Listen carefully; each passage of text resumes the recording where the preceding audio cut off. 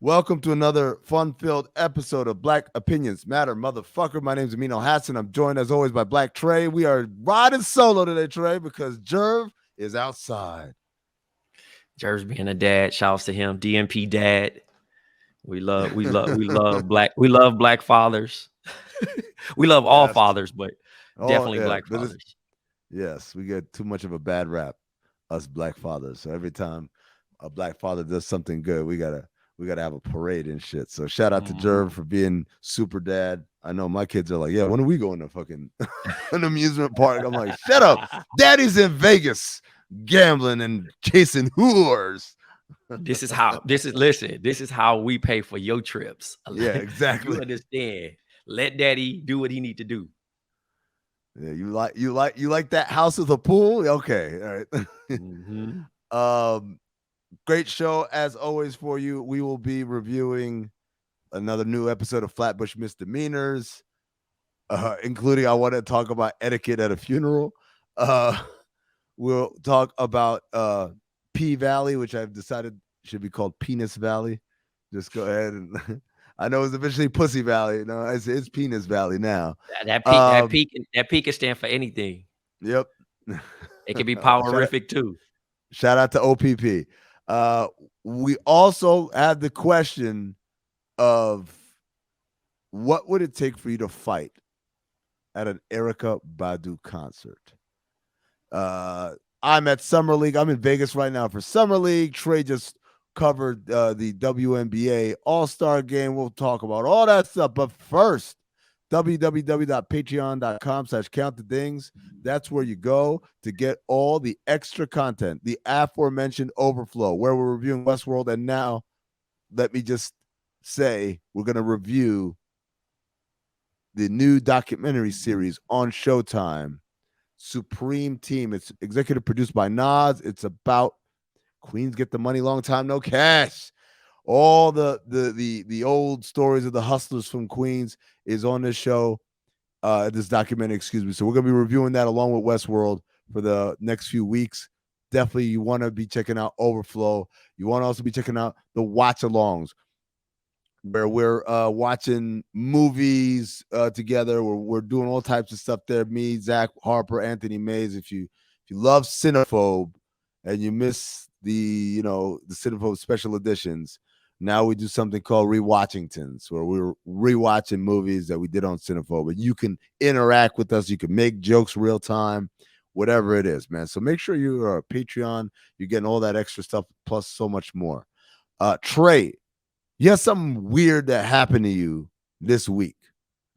I don't know what it is. You just kind of set it up as that. I'm like, all right, I'm gonna let you go from there. Yeah, I wanted to throw this in there, man, because when did niggas start doing shrooms like this? Oh, that's normal behavior now. That's normal behavior. But I know, but like a nigga said, yo, do you have a shroom connect? And I looked and I'm like, I've never been asked that before. I understand that niggas do it, but I didn't know it used to be like hippie. Yeah. And then it was like you go niggas that's trying to figure themselves out. But it made it to the hood.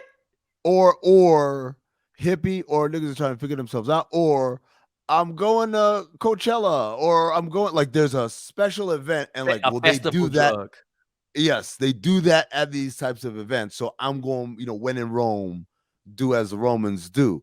Now it's become like some sort of casual thing. It's like someone asking you, yo, you got a blunt, or you got a nickel on you, or whatever. It's become like that. I don't know, Trey, I think part of it also is like this shit, like microdosing. Have you ever heard of this shit? Or like, yes, motherfuckers will take a little bit of it, so they're a little bit high, and apparently that helps them throughout the day. You couldn't catch me. I mean, I feel like I don't trust it. I don't. I never did it. I'm sure our listeners could like say how amazing it is. How, like, I always was told, right? And I don't fuck with drugs, just because of family history shit. But I would be like, if you're gonna do it, be with somebody you trust. Right. And I'm like, nigga, that alone You do the is a Magic no for Johnson. me. I ain't gonna be there. Because I'm not like I'm thinking about it. Like, for one, to have anybody that you think, even to a standpoint that you have to trust them, like that things could get really out of hand. Right. I've been with people that negged out on weed, so I couldn't imagine somebody negging out on No, shrooms, and I and I wanted to. have to be Yo, cool about it. yo, let me just say this right now because you brought it up. Yeah, I just heard this story the other day. A friend of mine who like is very comfortable with smoking was with another friend of mine who isn't but decided to partake. Okay. And they went to like one of those immersive art exhibits afterward. Okay. So like Van And Gogh, the experience. yeah, like that, yeah. Okay. And my man said, yo, in the middle, he asked like one of the ushers or ladies, like, is it okay if we sit down on the floor? Oh no, he was and, cooked. and he sat down crisscross applesauce like a little kid and like experienced the whole thing like that. Yo, man, like, and the story goes on, but I'm gonna just stop there. But because it reminded me when you said make sure you're with someone like who you trust or whatever, because the reality is, with these kind of psychedelic drugs, this shit can go left real quick, It could man. go Real left fucking quick. real quick. I'm telling you, dog, I was in college one time, and a teammate of mine, he came home. He was hungry. I guess he had been drinking at a party. His roommate made a Mm. cake, but like not the cake where niggas know the correct ingredients and this. I'm sure that nigga put He a just whole block of that shit in there, right? right. The nigga ate the cake, bro. He called me. He said, I'm dying. He's sinking Mm. in his bed. He think all this shit is happening. He losing it. Right. He losing it. But we can't let him go to the hospital, and we can't let him call the cops. So Right. trying to keep somebody sober off of edible, and like, it's just, it ain't fun. It is not an experience. So I could only imagine that would not be fun if somebody gave me shrooms and they know that I'm not ready for that and find it No, funny. it's It's niggas just that do shit like that too.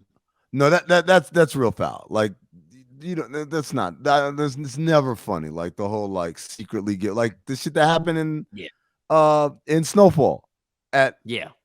Uncle Jerome wedding with Louis. Remember my Mhm. man what's my man? Tracy from the Wood. Man, what's Tracy from the Wood name in Snowfall? Can't even think of his name right now. But But anyways, yeah, bruh, he bruh fucking brought some spiked. party favors.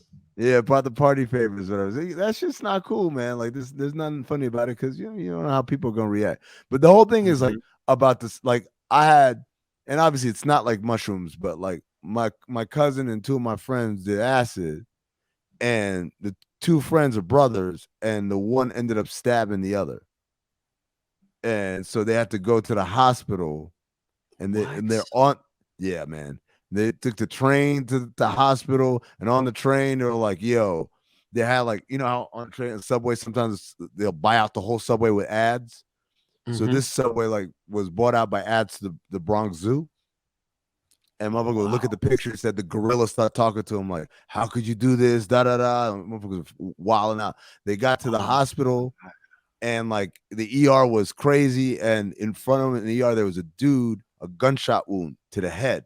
And said the God. motherfucker head was open, and you could see like, Brains and all that stuff. yeah, Very and graphic. like his whole family's there. Then they're obviously like fucking flipping out. And one of the guys saw the dude's head and started laughing. I mean, he high, right? Like he's Yeah, he laughing because like, cooked. oh yeah, He yeah, cooked, so he think it's on some cartoon shit. yeah, exactly. And so, Oh, like, man. then the motherfuckers are like, "They're ready to kill him." Like, yo, you laughing at da da da. Like, yo, he's whacked out or whatever. So like that story always stuck with me because it's like, first of all, like you stabbed your own brother. That shit's crazy, Yeah, man. But that's wild.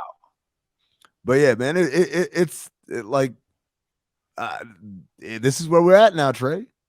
Right? I guess, like man. I I mean, used like to look at weed as crack, and then everybody made weed social, Mm-hmm. and that's fine. And then Coke, niggas is doing coke, you know what I'm saying? and then Coke. and, But it's the funny thing is like Coke in the 70s and 80s, it was like it was normal. And then crack happened, and then like if you're a 90s kid, you're like like you just said, like and now kind of in the last, I would say 7 years, 8 years, like cocaine has returned to like the 70s and 80s again, where it's like, yeah, it's yeah, normal. it was on some normal shit. But then fentanyl has scared a Mm-hmm, couple people, yep. and now niggas like, hey, I got something else here. You know what I'm Shrooms. saying? But I was just like, I always bug out when people offer it because I'm just like, first of all, nigga, where y'all getting this shit from? Yeah, for real. Like, who is the main shroom nigga? Like, how, you know what I mean? Like, The no, I'm not main Mr. Officer. I don't care. I don't care. I really, this is not a real listeners. I really don't care who got it, and I'm not really asking a real question about where you get it from. Well, But I'm Trey, and saying, then the DMs, how do Trey, you? hit up my man Debo. Yeah, but like I'm saying, realistically, how do you become the shroom nigga? Like, how do you like, hey, my boy, I went to chemistry with this nigga. How he become the shrooms nigga? Like all of a sudden, I'm taking some psychedelic with this nigga out of all people. And this nigga can't even spell his middle name. But hey, man. Shit, man. That shit threw me off though, bro. Cause you know where I was at. I was at my spot. I'm kicking it. And nigga turns to me and says, hey man. See, that's the set though. But that's the set also, right? You know about like your spot. That's the set for that shit. Yeah. They're not doing that. You go to Jamaica, you're not seeing that shit in Jamaica. Yeah. You're not hearing that shit. Not yet. At least. Niggas was it's gonna get there soon. And it's gonna be a cheaper version, but they're gonna get it. And niggas really gonna be out here socking the fucking humidity. Yo, sweet. That's funny. Like, hey, that video, you see that video I posted on the story where the nigga was socking the air? He was like, yeah, pussy. Oh, he was fighting the air, nigga, because it was hot. But I think he was really thinking he was fighting something. He was slamming some shit, and the nigga was doing the voiceovers with him. And I was like, yo, it's bad enough niggas is getting off the bus and train and seeing homeless people or people strung out. But now you want to give motherfuckers psychedelics to be walking around here? Yeah. No, that is a terrible idea. Nation of zombies is where we're at right now. Oh speaking of fighting, there's a video that came out of an Erykah Badu concert, and these two women started fighting while she was playing Windows, while she was singing Windows. The fact that it was Window Seat, man, like the most chill ass song in the world, and these two women are going at it, and you hear people say, not at the Erykah Badu concert, like the commentary in the background. But Trey, I want to ask you, what would it take for you to say, enough, I have to fight this motherfucker while this soothing music is playing in the background? I would actually have to be in danger. Right. Like I was physically threatened, right? Yeah, like if I'm watching and somebody just like grab me or some shit, or like my loved one, because you know that's a sexy, that's supposed to be a sexy vibe. So you probably with your wife, your girl, your significant other, whatever you trying to do, you trying to vibe, nigga. It's incense and inks in that motherfucker. You feel me? And nigga get there throwing punches. I don't know if it like, I think the funniest shit is somebody getting their ass beat to that mellow ass voice. Dog, like that's the best shit. And by the way, they almost soothing watching it. They were off to the side of the stage, so I know it's very likely she didn't see it. But like, part of me is praying that she did see it, and she just kept singing anyway. Like, because she didn't miss a beat. She's singing the whole time. It's like they had a nice little soundtrack to the ass whooping. Man, I'm trying to think what it would take. To me, it had to be physical harm of some sort. Like, I don't know, anything. You call me a nigga, like anything, I'd be like, all right, man, you got it. I'm gonna watch this show though. Yeah. Also, security nowhere to be found. It just don't get back to that point, bro. Like, I'm looking at it to an extent of like, how? Like, how? Even if you spill my, you spill some shit on my shit, I'm gonna probably be like, hey, but I'm not gonna be like, but to fight at Erykah, that take a lot of that take a lot. That's a buildup from like having no, not even liquor. That's a buildup from a bad day. That means you woke up and shit just constantly happened, and that was the last straw.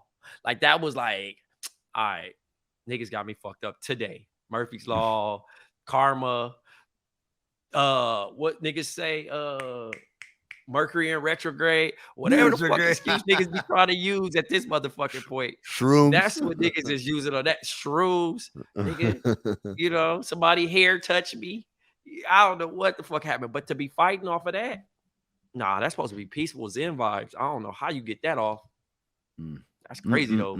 I would be hot that I got whooped at that shit because I'm just trying to vibe. That's the only thing that saved them both, or at least saved one of them, is that the video is so dark and blurry, we can't tell who won the fight. We don't even know what the fighters look like. We just see like ass. Like that's how speaking of fighting, right? I ain't fought in a minute, so I don't know if I could whoop a nigga or I'm gonna lose, right? But a fight has to be like 30, 40 seconds when you actually fighting. Do you know how much it takes for a nigga to fight 2 minutes straight? 2 minutes. It was a 2-minute video. No, you get tired. Hey, real life, not professional boxing, because them niggas get tired of shit when they return back to their stool. So think about this. I mean, if me and you fought, if I'm like, hey nigga, what our fight gonna last from 15 seconds to 40 seconds. Niggas ain't fighting.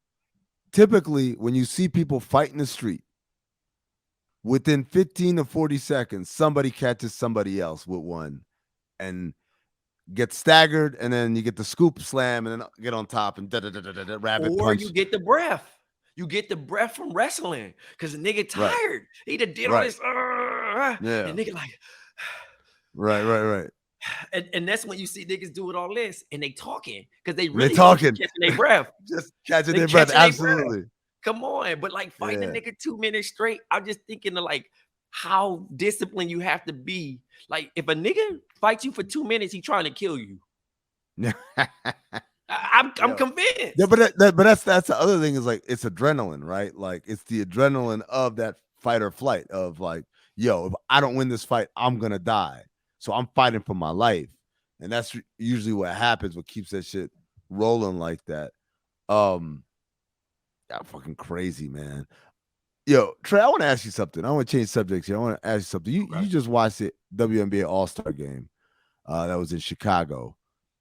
And obviously one of the big topics around that weekend is about Brittany Griner and you know, what's happened to her. She had to plead guilty in Russia. And so apparently part of this deal may be a trade happening.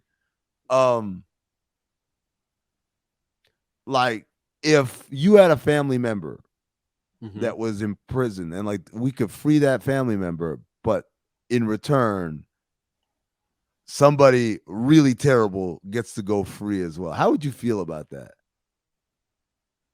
Like for instance, look, this isn't what's happening, right? But so you want my real answer or you want my political answer? Because if my political answer, because my real answer, I'm gonna be like free my people. Yeah, that's selfish, right? Because you're gonna think front door shit. You don't give a fuck about all that other shit. You know what I'm saying? And it's similar how we gonna talk about the Supreme doc. Them niggas was terrible. You know what I'm saying? Yeah. But at the end of the day, if they had a chance but if they had a chance to bring them niggas home, you gonna be like, free, come home. Free Supreme. Like my nigga, but you gotta think about like, nigga, that's anything though. Your favorite cousin could be, nigga, my shit I sent you by my dad.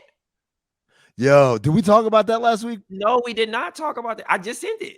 I sent it like prior going into the week. Dog, I'm in Vegas, man. All the days are the same. Like I have no idea if that was a month ago or yesterday. We want to talk about it? Yeah, we can. Okay. We can. So Trey sent to the group chat an excerpt from the Seattle Post-Intelligencer, right? Or Seattle News. One of the like Seattle. It's the main shit. The main paper in Seattle from like 1985. And 87. 87, my bad. And they're talking about like the influx of gang violence in Seattle, and they name check Trey's dad in the article as like one of the dudes who's brought this shit here. Yeah, it's like, yo, we didn't want none of this shit to be here, and this motherfucker and his friend just started up causing uproar. You know what I thought when I read that shit, Trey? Mm-hmm. I thought, yo, you could probably do a BMF style show about your dad. I probably could. Like, I'm like real talk with you here, man. Like we could do this shit.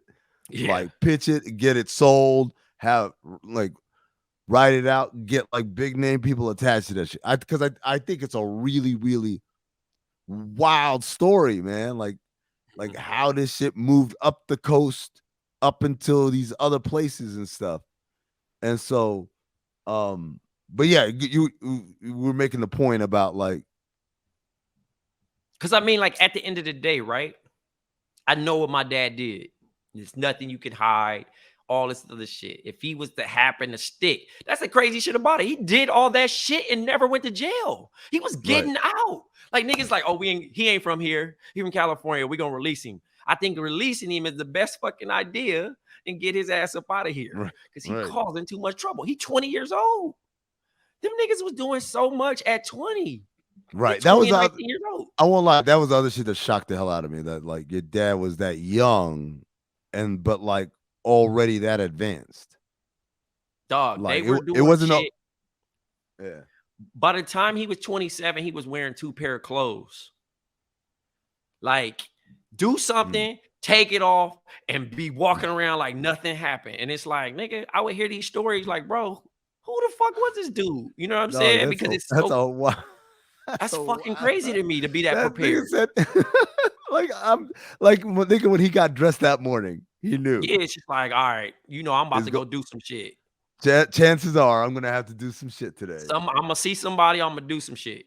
So like to get back to what we was talking about was more so like, okay, if they put my dad away, you know what I'm saying? If I could change the story, he doesn't die in 94 and he's in jail. Mm-hmm. And I know what he did. Mm-hmm. I still want him home. For real, man. That's I still want him home because I'm gonna be thinking about he got out he up for parole 2022. He been in jail since 94. Nigga, yes, I want him home.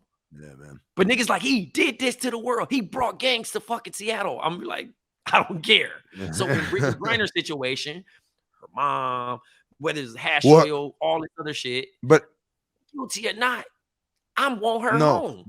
But her situation is different because in order for her to come home, allegedly, the Russians want the U.S. to release this dude. They want the merchant, the arms dealer.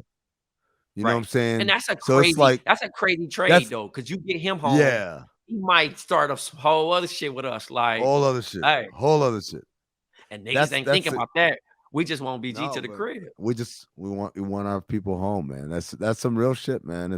We'll deal with it later. We'll deal with it later. Free BG. Yep. I'm with that though, because selfishly, yes. On a political answer, if I'm thinking worldly and I'm thinking on some shit, because it's a bunch of motherfuckers that you've been seeing online. Well, she still committed a crime, and you don't have to understand. And man.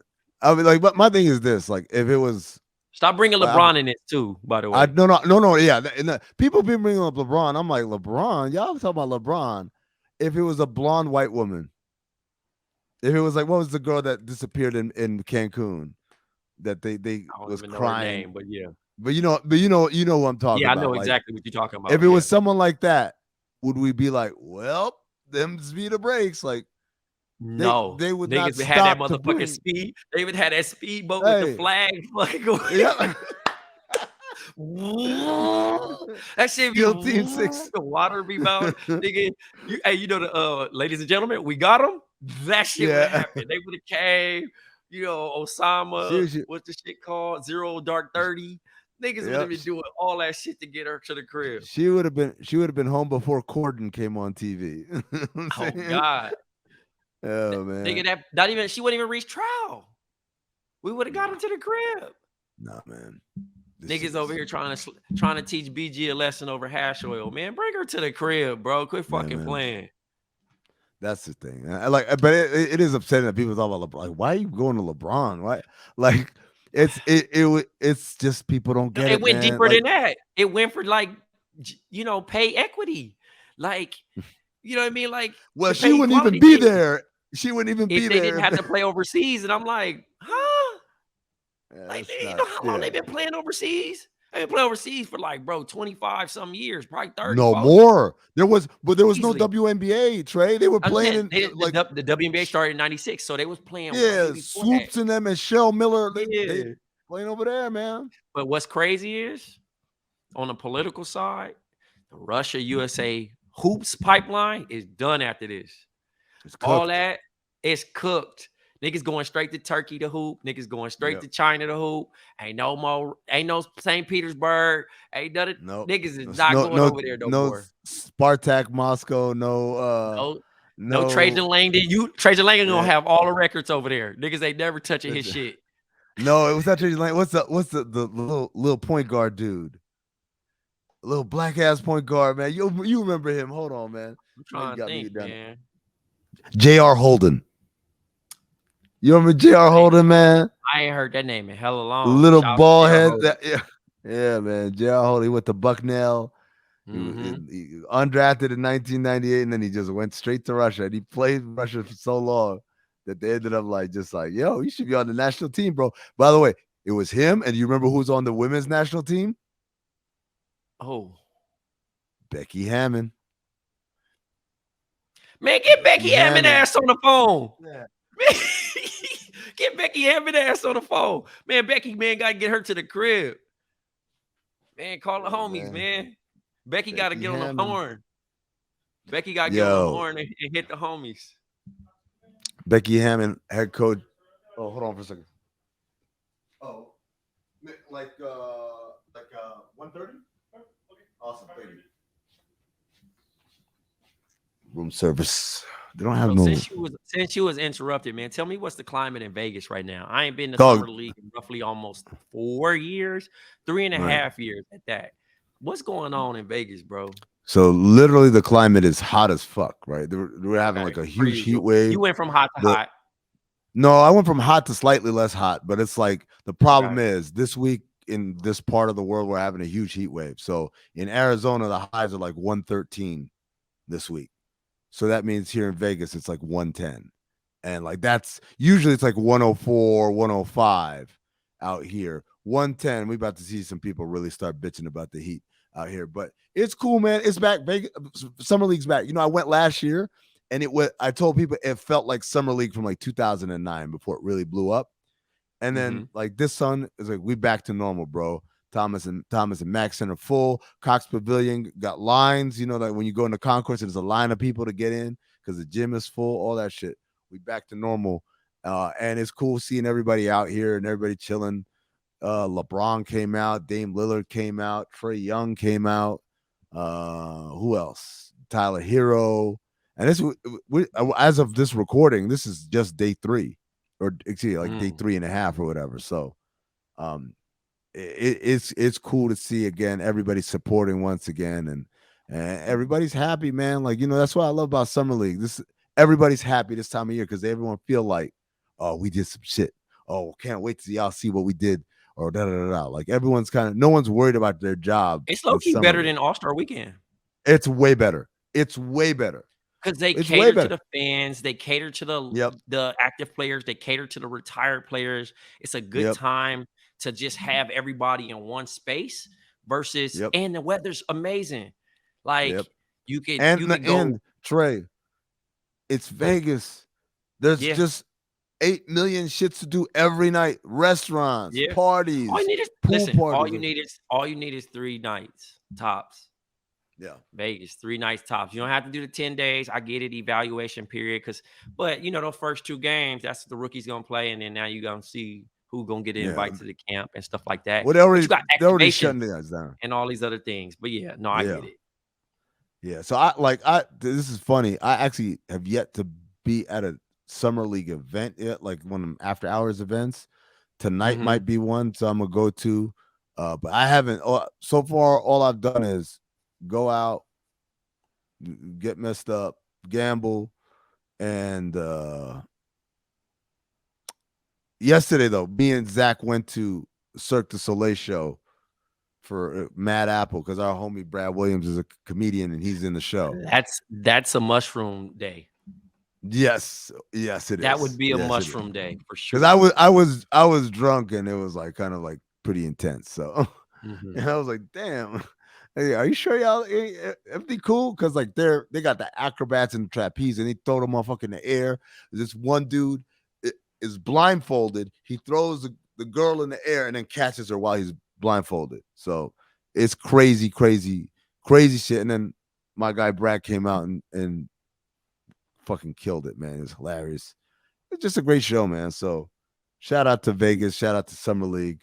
Like if you love the NBA, if you said I love the NBA, but I only have like a certain amount of money that I'm willing to spend per year on NBA, like live event, I would say save your money and do it for Summer League. Summer League, because you go see everybody up close. You'll potentially get a picture. You'll potentially get an autograph. You potentially make some friends that may be fans of your team that are all coming to one spot, whether they're from Canada, whether they're from Mexico, other countries in Europe, China, etc., and the respective media people that you that you chat with. You're gonna get that whole experience. I had a little FOMO. Shout outs to the Buckets fam. They had me on the set. I could not make it out. Dog, you should have. It was so funny. Yo, I'm gonna tell you, this joke didn't make it on their shit because they weren't recording at the time, but the shit was one of the funniest shit. So, Josiah Hills, you talk about bag talk or whatever. And so he said something silly, and everyone's like, oh, come on, Joe. He's like, hey, man, I'm just doing what the white man pays me to do. And and I'm at the back of we did that crossover at the crossover sneaker store at Cosmo. I'm at the back of the store, and I yelled back at him, that's exactly how slavery started. And half the people in the room started dying, and the other half was cringe. Like, yo, yeah, that's the uncomfortable comedy I love. I mean, thank you for keeping that. We missed you, bro, because it was like me. It was me, Zach, Waz, Kelsey Wright from Memphis, and then the main event was Anthony Simons. Yeah. And so when I got on, I think Zach and Waz were a little late getting out. So when I got on, I was like, but it's cool. Like, I'm like, when has an NBA player ever showed up on time? And what did you know? This nigga showed up early. He showed up early, dog. He showed up like 5 minutes early, ready to go. I was like, damn, I just sat down, bro. But it's cool. Be on the lookout for that to drop at some point, I guess, in the next coming weeks. Had a lot of fun. Shout out to the homies at Buckets. Yep. Good show. Great show. Very funny show. Not a good show. Not a great show. Not a very funny show. P-Valley. Penis Valley. There's a lot going on. Get the call. Media takeout. Shade Room finds out that Rome's gone. They haven't mentioned how it happened. Rome is, I guess, this celebrity nigga all of a sudden.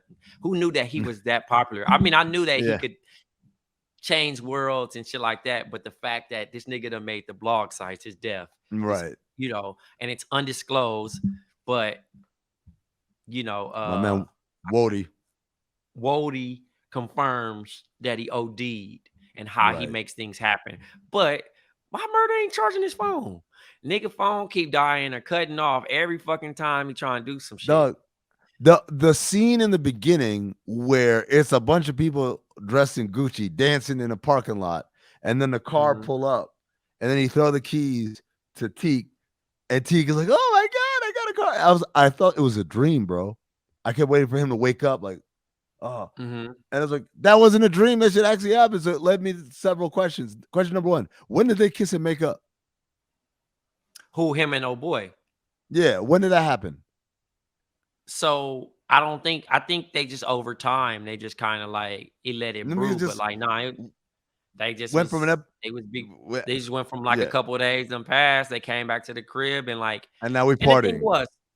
But the thing was just like, it was to celebrate him, and the gang was there. So I'm pretty sure it wasn't on some shit like that. But Murder just kind of like, you know how your girl mad at you and you buy her a purse? You buy her something nice. That nigga bought that nigga a car, thinking like shit was gonna be sweet and he was gonna be able to get him right back. And I think it was battling some demons. They went on the deep end of like hitting on depression and him not mentally being free and being a prisoner of that situation. Sure. Question number 2. Where is niggas getting all this money from? Who? Lil Murder?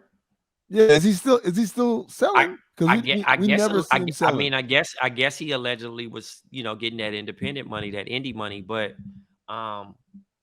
yeah, I mean, they never hit on his success besides music being played on the radio and a couple small town tours. But yeah, I don't know, man. I ain't mad. It's TV at this point. That's that's the only answer I got for it. It's TV. I mean, but it's like they go back and forth from like niggas like iced out, everything, buying cars, Gucci, yeah. Right? And then I'm like, okay, I guess the shit is really popping, I guess, and making money. Then the nigga hears someone play it on the radio, and he loses his mind. Like the way the nigga was celebrating, it reminded me like Patrick Beverly, like after the playing game. He jumped on jumped on the table. Like, you making all this money, wouldn't that indicate that like that? But I don't think he's making all that money because he's coming back to nothing. I think he's using all the money that he's potentially making on shit to create this image. You know what I'm saying? Excuse me. So whether it's buying clothes, and maybe Rome provided that at first. You know what I'm saying? Like, all right, cool. Like an advance? Yeah, well, not even like an advance. It's like, all right, nigga, here, you performing, we're gonna make you look nice. We're gonna get you all the shit. Cool, he got that. He got, okay, you need diamonds. I'm gonna give you the diamonds and shit. You gonna look the part. Right. But he come back, he ain't got nowhere to go. When T, did what he did, I ain't gonna get there yet. But when he did what he did, where he went? Straight to Cliff House. And anytime they showed him, he going back, he sitting there, he frustrated, he riding in that damn near that trap house because he ain't got nothing else. So he's spending all his money, he investing all his money into the image of Lil Murder. You know what I'm saying? Got you. He's still playing up an act, obviously, because he don't want people to know. Did you know that Coach was gonna get fed up eventually? No. I didn't understand.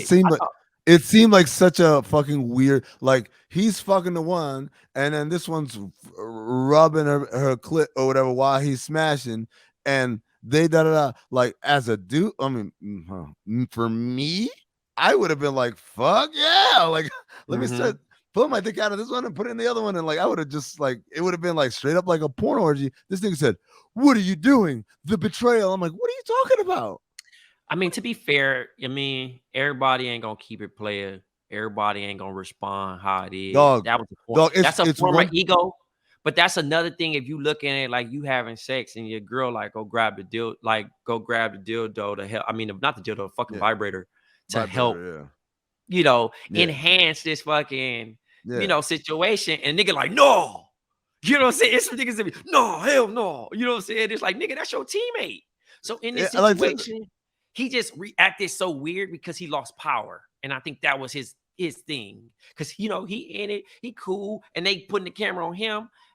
And she halfway moaning. But when she threw that hand to teammate, the ego was gone because he lost all the power of the situation. His power was in the money. You know what I'm saying? And now you losing your wife to her. She doing the other shit. And I felt bad for Mercedes because in Mercedes' situation, it's like, girl, you fucking on my bread. Like, you fucking on my and she told, by the way, and she told her the shit before it happened. Hey, don't fuck up my money. Like, look, dog. And just made her, you know what I mean? Made her jacuzzi. You feel me? And now, Coach like, nigga, you gonna, no, y'all get out. Who knew you was, you know what I mean? He's so mortified by this shit now. He handed the bread. I don't even think he gave her the money. Did he give her the money? He didn't. He just stacked it up. She left. He like stacked it up and put it back away or whatever. Man. That's a sick L. 10K or 40K or whatever it was. 40. She said 40K. 40K. Because that's life-changing money in Mississippi. 40K? 40K is like a millionaire in Chucalissa. Yeah. In Chucalissa for sure. And whatever she's trying to do, you know what I'm saying? She's been saving that bread up. So the fact that she had gave half of it to her mama on season 1, and then she probably made since season 2 been going, we done seen her make 3 trips over there. So how much band work she done picked up over there, and then to lose that 40, I'll be listen, that whole ride home, nigga, I'll be like, like so sick, nigga, because I don't even know what. Bro, first of all, I just I already been throwing out my morals regardless, but the fact that I just done lost 40 of them things after the nigga done hit, and I done did all this shit. Yep. I feel like the wife's still gonna do some shit though and get her the bread. She gonna figure it out. But I think Mercedes gonna. I think Mercedes gonna get out the game though. I think Mercedes get out the game. The hooking game? The hook game? The whole game. The whole game, bro. Because I think like now she gonna try to, her daughter showed up with the pregnancy thing. And then throws it. Like this shit was it was Trauma Valley, dog. It was so much Trauma Valley. Like anything that you really could think about, niggas was throwing it at niggas like, oh shit. Like, damn. There's a whole thing. What grandma got COVID. She, you know what I'm saying? I thought she was gonna die in that episode. Was she coming down the stairs and all out of breath and shit? Yeah, coughing and shit. Autumn showing up to the fundraiser thing and starting some shit. This big titty white woman show up. I don't know who she is, but I guess now she's a character. But let's fast forward to just to the main shit, the end of the show, the end of the episode. Okay, Teak shot himself. But like the way Murder came out and was like on the ground and touching the blood, I thought he shot him. I was like, that was a twist. Like he helped grab, it and did all that. Yeah. But that's so wild to me. Yeah. I just feel like that escalated very quickly. Nigga went from cool to like we fucked to like, oh man, fuck you, to you know what, I'm gonna kill myself. That shit happened real quick. I was like, damn. Niggas telling jail stories and shit. I'm like, what are you talking about, man? There's one more thing that happened. Well, I guess that was a thing. And then he shows up at the house, to Uncle Clifford's house afterward to be consoled. And we'll see what happens in the next episode. But I want to move on to the show that we love, Flatbush Misdemeanors, dog. This episode has so many lines where I was fucking dying. God. When Zaina is going to the post office and the nigga said, never got anything. Too.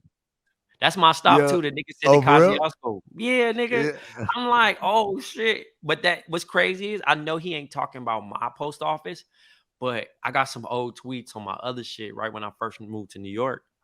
And the nigga was like, I'm waiting to send some shit off. And it's a nigga in there doing cartwheels, bro. In the fucking postal office. So I'm like, what the fuck is going on here, New York? And motherfuckers acting rude.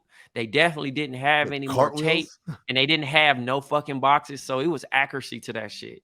And I was like, what the fuck is going on? Tom Haverso just showed up. Shout out to Tom. Hey, man, we usually don't have white people on the show, but thank you, man, for joining. Trey said we don't usually have white people on the show, but thank you for joining. What's up, Trey? Yeah. So going on, brother? No, man, the funniest shit was like he kept yelling everything like they never have anything, da da da. And it's like, how do you know all this? Like, because I used to work there. I just quit. That's just such a funny line. It was that dude and the dude at the funeral.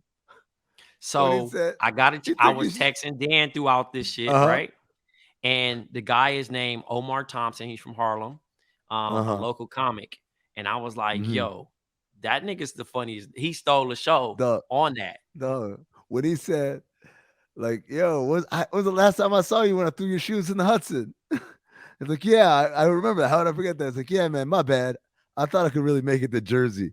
Yeah, this he's talking about throwing the shoes across the Hudson River. He's literally talking about, if you don't know, if you've never been to New York, what is it, like 10 miles, 5 miles? Yes, it's very long. It's like it's not like something that anyone would even consider being able to throw something. He threw his shoes. He's like, next time. Like, what do you mean next time? Oh man, or the what he says, but I do magic. The crazy thing now. about it, when he doubled down, he said, I'll do it again. Yeah. That, and then when he talk about the magic, he's like, yo, pick a card. You got the card? He's like, aren't you skipping a step here? Yeah, the fact that the card actually showed up at the end was hilarious. At the end, it's like, wow, was that your card? Nah, but like it's a card, and it's pretty impressive. Then the nigga took the Kaepernick knee in front of the photo. Yeah. I love how they were just like confirming like they didn't know that bro was like how they got there. They thought they were like, oh, I thought you knew him. No, I thought you knew him. How you show up at a funeral like that? He was like, oh, I was in a group chat, such and such died. And he's like, bro, I never talked to him. I just rode on the same path. And he was like, oh, I just sat in assigned seats next to him. So then talking to his mom's like, you wearing his favorite color? Which, first of all, Kevin wearing a salmon suit is hilarious, dog. Like out of all suits, they like, nigga, what did you post for Easter? That shit was so crazy. So she wants to hear stories about like her son's best friends or whatever, and they turns out neither of them know him, so they just have to make shit up. But they make up the most ridiculous shit, and the shit that don't make no. They don't make so much sense to a point where she like, oh, we didn't allow him to do that, to play video games. So they gotta reverse it. He's got memory loss from the accident. What accident? Oh, he's caught. I was like, yeah, I don't remember. He climbing the rope. He fell down, hit his head. And it's like, yeah, I don't have any recollection of that. Like, see, memory loss. So they end up. She asks Dan to speak at the eulogy, basically, and he doesn't know shit. But like, Kevin tells him he died of syphilis.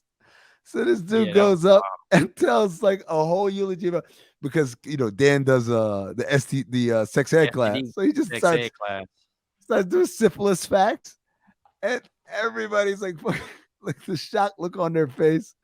And like, he didn't die of syphilis. He died of some brain disease. Like, oh. But he had syphilis. He didn't die of syphilis, but he had syphilis. Dog, that shit, I was fucking crying. And then finally, when Kareem was trying to give him the schedule.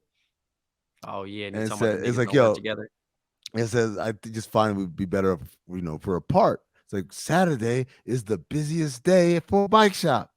It's like, but you never work Saturday. I need my weekends off. Yeah, man, Kareem, man. Every line he delivers is just gold. Shit, man. So that was. You got anything else straight from that episode? I was going to say, just the next 3 episodes. He said, look out for, about to pick up, and it's going to be great. Okay. So yeah, it was probably the best 30 minutes I had out of this entire day, because I was looking at a bunch of shit. There wasn't, obviously watching P-Valley and, the sports and all this other stuff, and even watching the documentary. P-Valley actually made me laugh. I just couldn't believe it. So, yeah. Well, that's gonna do it for us. Remember, on Overflow tomorrow, we'll have episode 1 of that documentary on Showtime about Supreme Team. We'll also have Westworld episode, I guess, 2 and 3 review, because we missed last week due to the 4th. Patreon.com/CountTheThings. Make sure you are subscribed. For Black Tray and for Jerv, who's producing but is having fun being a dad today, I'm Amin, and telling you to stay black, motherfuckers.